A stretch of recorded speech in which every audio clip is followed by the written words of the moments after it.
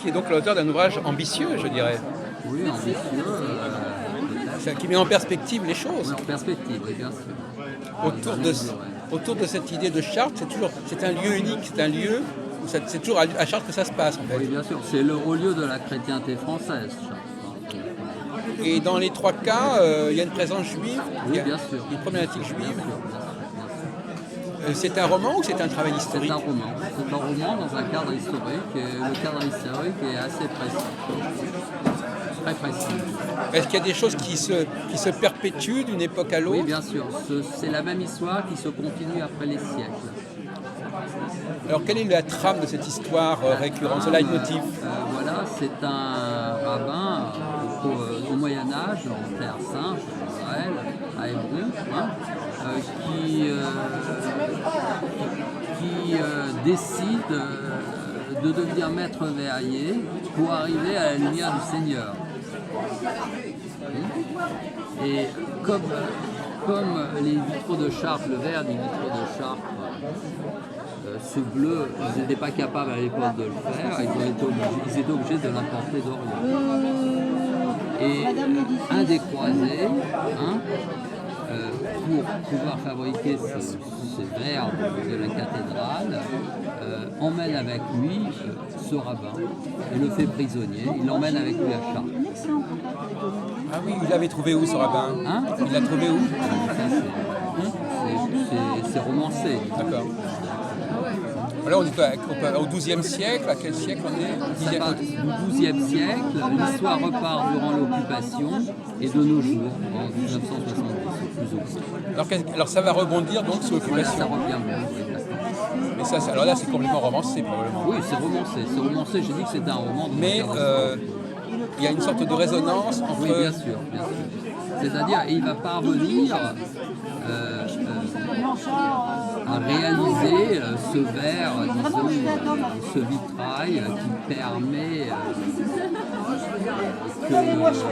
qui émet cette lumière céleste, cette lumière divine. Mais alors, est-ce qu'il y a une filiation entre les deux personnages? Est-ce que le personnage des années 40 est au courant des enjeux Oui, bien sûr, des parce qu'il y a une chronique qui a été faite au Moyen-Âge sur cette histoire. Voilà. D'accord. Et les Allemands, je veux dire, il y a un professeur d'histoire médiévale allemand qui vient à connaissance de cette chronique. Il est envoyé pour voir, pour étudier ce cas, parce que ça intéresse les Allemands, d'accord. Si vraiment cette histoire, qu'est-ce qu'il y a derrière cette histoire au Moyen-Âge, il va se mettre à rechercher ce vitrail durant l'occupation à Chartres. Ce vitrail dont on a perdu la trace depuis quand? Depuis le Moyen-Âge. Oui. Mais qui a déjà été mis dans la cathédrale à l'époque ou pas? Oui, bien sûr. Et alors donc finalement, excusez-moi, le troisième épisode, c'est quoi alors? Le troisième épisode, c'est difficile parce que je ne veux pas dévoiler, c'est-à-dire l'histoire d'accord, continue, d'accord. L'histoire continue de nos jours et se termine de nos jours. C'est passionnant, hein. C'est un roman initiatique. C'est un roman initiatique parce que c'est, disons, vous savez, il y a le bleu de Chartres, la lumière Et oui, du bleu, et c'est on le peut bleu en des parler. Juifs. C'est vrai que le bleu, c'est une Voilà, couleur c'est le juive. trélette, c'est le trélette. Ah oui, c'est la ça. confrontation entre le bleu de Chartres et le trélette. Avec votre nom et puis vous aurez peut-être un petit cadeau. Donc effectivement, les Juifs avaient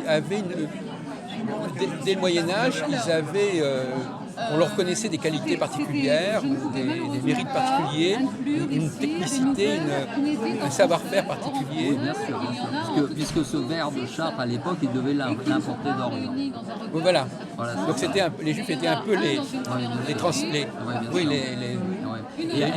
passeurs entre l'Orient et l'Occident. Et Hébron, il y a cette tradition du verre. Ah oui, d'accord. Il y a une tradition du verre.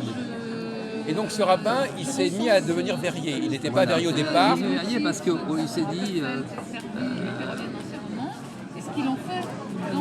il avait hérité de ses ancêtres un éclat de verre que la tradition disait qu'il avait été retrouvé sur les ruines du temple. C'était de famille quasiment. Voilà, de famille, voilà, c'est ça. Donc ça remontait encore beaucoup plus loin finalement. Bien sûr, Donc il y a un premier épisode qui lui remonte au temple. Oui, C'est d'accord, qui remonte au temple. Et on qui pourrait est parler décrit qu'il y a, aussi dans le livre. voilà, on pourrait dire qu'il y a 4 temps en fin de compte. Voilà, il y a 4 temps en fin de compte.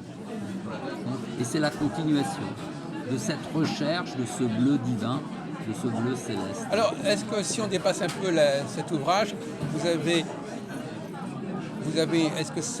est-ce que vous avez une réflexion sous-jacente sur la question juive derrière ce travail que vous avez fait? Mesdames et messieurs, j'ai le plaisir de Il y a vous annoncer une l'arrivée de philosophie Madame quelque Émilie part, Pache, il y a une idée du judaïsme. Oui, c'est-à-dire qui va aussi être immédiatement disponible à sa table.